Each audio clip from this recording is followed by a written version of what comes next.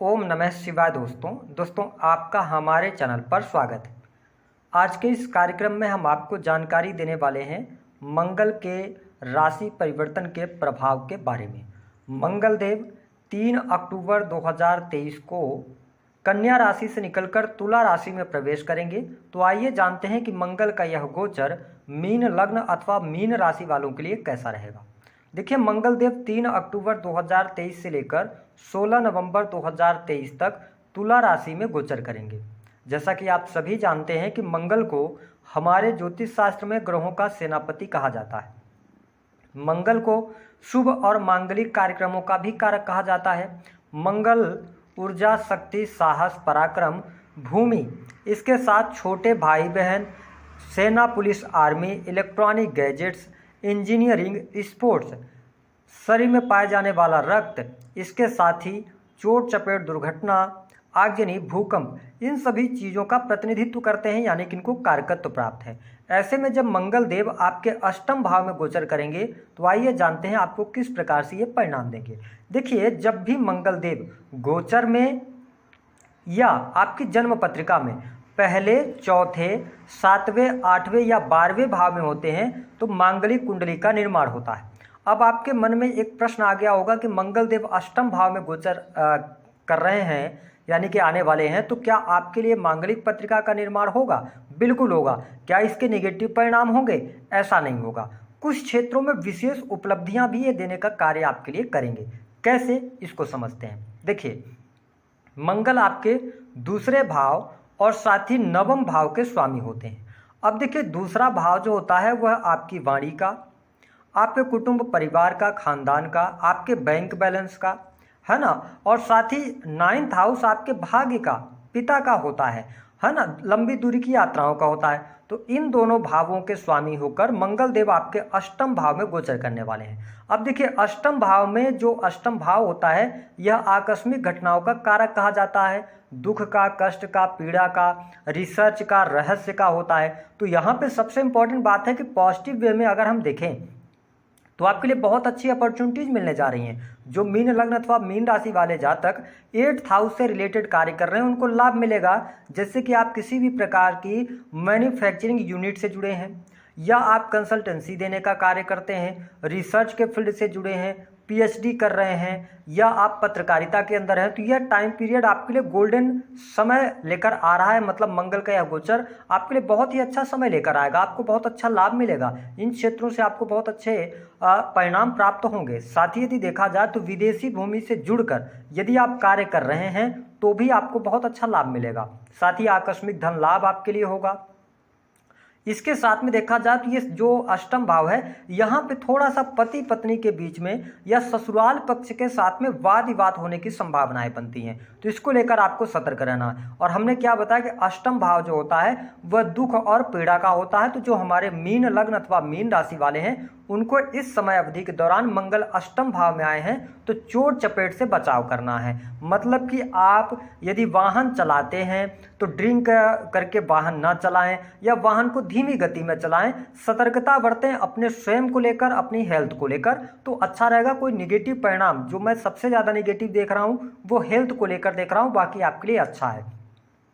अब देखिए, यदि हम बात करें आपके लिए कि मंगल देव की जो चौथी दृष्टि है वो कहाँ पर पड़ रही है? आपके 11th हाउस पर। 11th हाउस किस चीज़ का होता है? आपकी मनोकामनाओं का होता है, इच्छाओं का होता है। और मैं आपको स्पष्ट कर दूं कि जब भी मंगल देव 11th हाउस को देखते हैं या एक्टिवेट करते हैं तो व्यक्ति के पास में धन जरूर आता है। तो जो ये टाइम पीरियड रहेगा 3 अक्टूबर से लेकर 16 नवंबर तक, यह आपके लिए धन लाभ के लिए बहुत अच्छा रहेगा, क्योंकि मंगल एनर्जी का कारक है। ऐसी स्थिति में आप अपनी इच्छाओं को की पूर्ति के लिए आपकी जो एनर्जी रहेगी आप मतलब अच्छे वे में उसको इस्तेमाल करेंगे। सेल्स, मार्केटिंग, क्योंकि मंगल देव मार्केटिंग को भी प्रदर्शित करते हैं, यानी प्रभुत्व है इनके पास में, तो आप मार्केटिंग के कार्यों से अच्छा लाभ कमा सकते हैं। कमीशन से जुड़े कार्य, इस दौरान आपको किसी भी सामाजिक संगठन से जुड़ने का अवसर प्राप्त हो सकता है, या हमने क्या बताया, कमीशन से संबंधित कार्य, यानी 2 से तीसरे व्यक्ति के द्वारा जो पैसा प्राप्त होता है वह आपके लिए बहुत ही अच्छा यहाँ पर लाभ का काम करेगा। इसके साथ में अगर देखा जाए तो 11th हाउस में दृष्टि पड़ने से बड़े भाई बहनों के करियर को लेकर कोई गुड न्यूज़ प्राप्त होना, बड़े भाई बहनों से सहयोग प्राप्त होना, सोशल मीडिया के माध्यम से यदि आपका कोई कार्य है तो उसमें आप अच्छा प्रदर्शन करने में सफल हो जाएंगे। आपकी एनर्जी होगी पैसे यानी कि आपकी जो डेली की इनकम है उसमें बढ़ोतरी कैसे किया जाए, इस पर आप अपनी एनर्जी लगाने वाले हैं और उसमें आपको लाभ भी मिलेगा। तो धन लाभ के लिए परिस्थितियां बहुत अच्छी हैं, क्योंकि मंगल देव भले ही अष्टम भाव में बैठे हों लेकिन ये चौथी उच्च की दृष्टि मकर राशि पर डाल रहे हैं आपके 11th हाउस पर। तो कोई इच्छा कोई मनोकामना आपकी अवश्य पूर्ण होगी। अब देखिए मंगल देव की जो 7वीं दृष्टि है वो मेष राशि पर पड़ रही है, लेकिन यहाँ पे क्या है ना कि राहु गुरु का चांडाल योग बना हुआ है जो कि 30 अक्टूबर तक रहेगा। हालांकि 30 अक्टूबर के बाद राहु का ट्रांजिट हो जाएगा। तो मैं आपको स्पष्ट कर दूं कि 3 अक्टूबर से लेकर 30 अक्टूबर तक थोड़ा सा अपने वाणी पर आप नियंत्रण रखकर चलिएगा, क्योंकि राहु मंगल का अंगारक योग बनता है ना, तो व्यक्ति की वाणी जो होती है कई बार आप क्रोध में आके और जवाब देंगे। इससे क्या होगा, आपके खानदान के जो लोग हैं, आपके परिवार के जो लोग हैं, उनके साथ में आपकी बहसबाजी हो सकती है, या आप कुछ ऐसी वाणी का इस्तेमाल कर सकते हैं जिससे कि सामने वाले को ठेस पहुंचे। तो ये 30 अक्टूबर तक रहेगा। जैसे 30 अक्टूबर के बाद राहु केतु का ट्रांजिट हो जाएगा तो गुरुदेव बृहस्पति 2nd हाउस में रहेंगे, तो फिर अच्छी परिस्थिति बनेगी। तो 30 अक्टूबर तक थोड़ा वाणी पर नियंत्रण रखिएगा। हालांकि आपको बता दें कि 2nd हाउस में मंगल की दृष्टि पड़ना, गुरुदेव बृहस्पति का वहां पर बैठे होना, इसका मतलब है कि आप धार्मिक क्रियाकलापों में आपकी रुचि होगी। आपको अपने परिवार से मिलने का मौका प्राप्त हो सकता है यदि आप दूर दराज रहते हैं। साथ ही आपके परिवार में कोई शुभ अथवा मांगलिक कार्यक्रम भी होगा, ऐसी स्थिति मुझे दिखाई देती है। साथ ही आपके बैंक बैलेंस में वृद्धि होगी। जो हमारे मीन लग्न अथवा मीन राशि वाले हैं, वाणी कंसल्टेंसी से जुड़े कार्यों में सफलता प्राप्त होगी। तो ये स्थिति आपके लिए बेटर है। हो सकता है कि आप इस दौरान अपने खान पान में भी चेंज करें। आपको ताज़ा भोजन करने की बहुत ज़्यादा ललक आप में पैदा होगी। थोड़ा सा तीखे और ऑयली फूड से बचिएगा, क्योंकि मंगल राहु को देख रहे हैं और राहु मंगल को देख रहे हैं, तो इसका थोड़ा सा आपको ध्यान देना है। अन्यथा मैंने बताया ना कि आपको सबसे ज़्यादा इस दौरान अपनी हेल्थ का ध्यान रखना है, बाकी आपके लिए स्थितियाँ बेटर हैं। अब देखिए मंगल देव की जो 8वीं दृष्टि है वो आपके पड़ रही है 3rd हाउस पे। 3rd हाउस पर भी इनकी दृष्टि अच्छी मानी जाती है। तो आपके साहस और पराक्रम में वृद्धि होगी। जो लोग मार्केटिंग के कार्य से जुड़े हैं, या आपका कोई भी ऐसा कार्य है जिसमें आप कस्टमर से मिलते हैं, डोर टू डोर जाने का काम करते हैं, तो आपके लिए अपॉर्चुनिटीज बेहतर हैं, आपको बहुत अच्छे लाभ मिलेंगे। जो लोग रिटेन का काम करते हैं यानी राइटिंग वगैरह का काम करते हैं, उनके लिए भी बहुत अच्छी परिस्थितियाँ यहाँ पर बनने जा रही हैं। तो अगर कहा जाए तो जो हमारे मीन लग्न अथवा मीन राशि वाले जातक हैं उनके लिए मंगल का गोचर सिवाय हेल्थ को लेकर बाकी अच्छा है।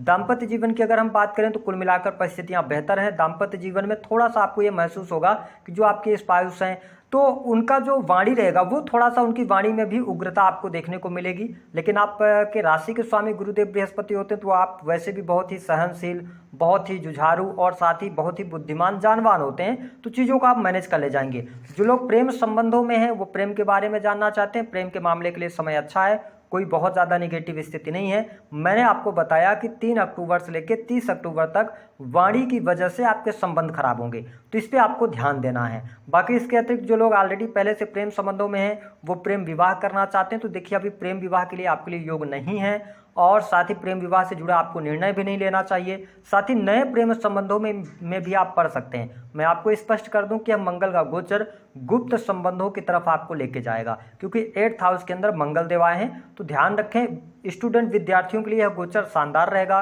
कोई बहुत बड़े चेंज नहीं आ रहे हैं, तो कोई बहुत बड़ा लॉस भी आपको पढ़ाई में देखने को नहीं मिलेगा। हमने विशेषकर बताया कि रिसर्च से जुड़ा हुआ काम है आपका, डाटा एनालिसिस का कार्य है, स्टूडेंट हैं या आप जॉब कर रहे हैं, इनकम टैक्स डिपार्टमेंट के अंदर है, तो ये बेहतर अपॉर्चुनिटीज ये गोचर लेकर आने वाला है। साथ ही अगर देखा जाए तो आपके लिए यहाँ पर कर्ज से मुक्ति की योग अवश्य बनेंगे। मैं आपको स्पष्ट कर दूँ कि मीन लग्न और मीन राशि वालों आप देखेंगे कि मंगल का यह गोचर आप में बुद्धिमत्ता लेकर आएगा। आप इन्वेस्टमेंट कितना करना है, कहाँ करना है, इसका बहुत ज़्यादा सोच विचार करेंगे और आपका माइंड सेट होगा पैसे जोड़ने की तरफ। मतलब आप चाहेंगे आपके खर्चों में कमी लेकर आएं और अपने बैंक बैलेंस को बढ़ाएं। ये परिस्थितियां आपके सामने आकर मतलब निकल कर आने वाली हैं। साथ ही बिजनेस के मामले के लिए अच्छा है समय, कोई बहुत ज़्यादा प्रॉब्लम्स नहीं है, बिजनेस आपका अच्छा चल रहा है, काम कारोबार का विस्तार होगा। साथ ही जो लोग जॉब की तलाश कर रहे हैं उनके लिए अपॉर्चुनिटीज़ मिल रही हैं। बैंकिंग सेक्टर, लॉ का फील्ड हो गया, एस्ट्रोलॉजी का हो गया, कंसल्टेंसी के कार्य हो गए, समझाने सलाह देने के कार्य हो गए, या कस्टमर्स को डील करना पड़ता है, सर्विस प्रोवाइडिंग के कार्यों में आपको सफलता मिलेगी। कोई कोई नेगेटिव स्थिति नहीं है। अब बात कर लेते हैं उपाय क्या करना है। देखिए, मीन लग्न और मीन राशि वालों के लिए अगर हम बात करें तो काफ़ी लंबे समय से जितना आप प्रयास कर रहे हो उसका लाभ नहीं मिल रहा। उसका रीजन है कि राहु गुरु का चांडाल योग बनना। लेकिन अभी 30 अक्टूबर से आपके जीवन में बहुत सारी चेंजेस आने वाले हैं। आपको भगवान विष्णु की आराधना करनी चाहिए। अगर जीवन में बहुत सारे कष्ट चल रहे हैं और आपको कोई रास्ता नजर नहीं आ रहा तो फिर आपको गजेंद्र मोक्ष का पाठ करना चाहिए। यदि आप ऐसा करते हैं तो मंगल का यह गोचर आपके लिए